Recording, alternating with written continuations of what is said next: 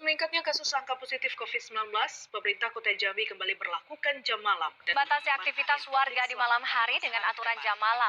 Ini jam malam yang Kota Bandung dilakukan berkoordinasi Aturan dengan ini diterapkan. Pemerintah setempat juga membatasi operasional pasar, mal, dan restoran tak melebihi jam 6 sore. Tak hanya itu, pemberlakuan jam malam pukul 9 malam untuk semua warga Kota Bogor. Halo, perkenalkan saya Arik Rizky dari kelompok 4. Di sini saya akan menyampaikan materi apa yang akan kelompok kami bahas dalam penugasan kali ini. Jadi topik pembahasan yang kami pilih adalah penerapan sistem jam malam sebagai salah satu protokol untuk menurunkan penyebaran COVID-19. Alasan pemilihan topik ini adalah karena seperti kita ketahui bahwa jam malam itu memiliki dampak yang sangat luas terhadap seluruh kalangan masyarakat, baik itu dari para pedagang, pengusaha, pebisnis, sekalipun karyawan kantoran. Dan kita ketahui juga bahwa tujuan penerapan jam malam itu adalah baik atau positif, yaitu untuk menurunkan penyebaran dari COVID-19 itu sendiri.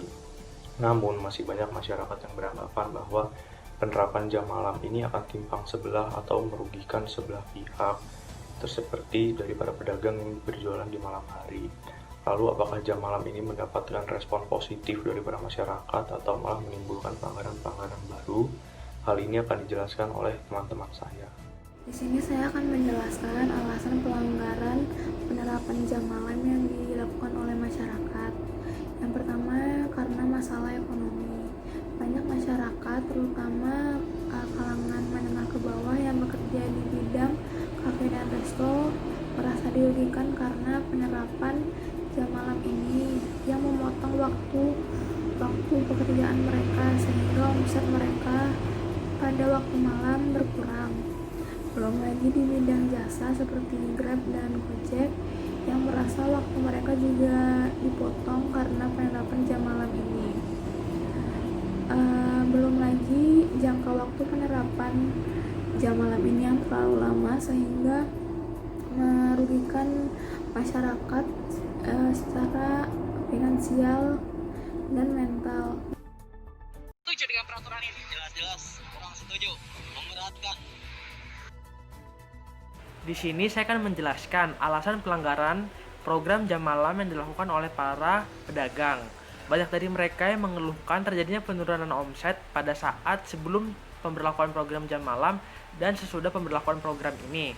Contohnya, pedagang sate yang di rumah saya yang biasanya bisa menjual hingga 80 kg daging, saat pemberlakuan program jam malam hanya bisa menjual sedikit bahkan hingga tutup tokonya.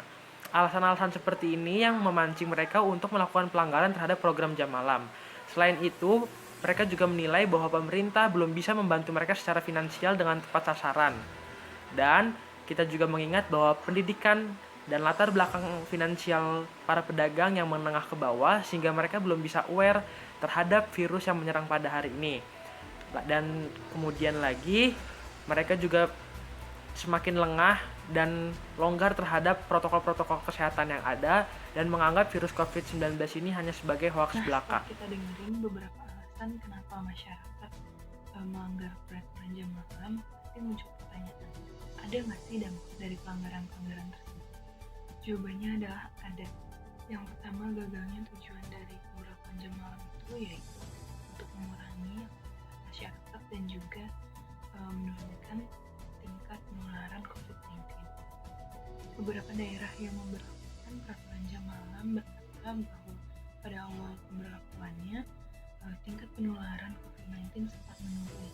Namun dengan seiring berjalannya waktu dan makin banyaknya pelanggar dari masyarakat sendiri, tingkat penularan COVID-19 kembali seperti semula atau bahkan meningkat lebih tinggi dari sebelumnya.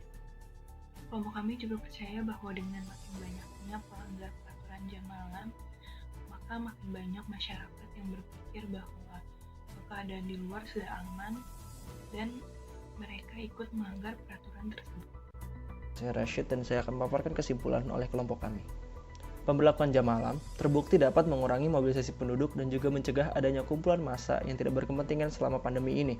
Jam malam juga serta membantu mengkompensasi keterbatasan personil yang bertugas dalam menegakkan protokol. Namun, pembatasan jam malam ini juga bisa menjadi suatu momen yang membuat masyarakat menjadi berkumpul di lain waktu. Lonjakan kerumunan di siang hari pun akhirnya terjadi, sehingga risiko penularan virus corona sama-sama tinggi. pemerintah dan masyarakat harus saling bekerja sama dalam menurunkan tingkat penyebaran COVID-19 di Indonesia. Salah satu caranya adalah pemerintah harus lebih tegas dalam menegakkan aturan dan juga memiliki konsekuensi yang jelas dan membuat pelanggaran menjadi jera. Selain itu, pemerintah juga harus memiliki target untuk membantu dan mempunyai rencana bagi UMKM dan para pedagang yang terdampak oleh COVID-19, sehingga para UMKM dan pedagang kecil pun tetap bisa bertahan di tengah pandemi ini. Sekian dari saya, Assalamualaikum warahmatullahi wabarakatuh.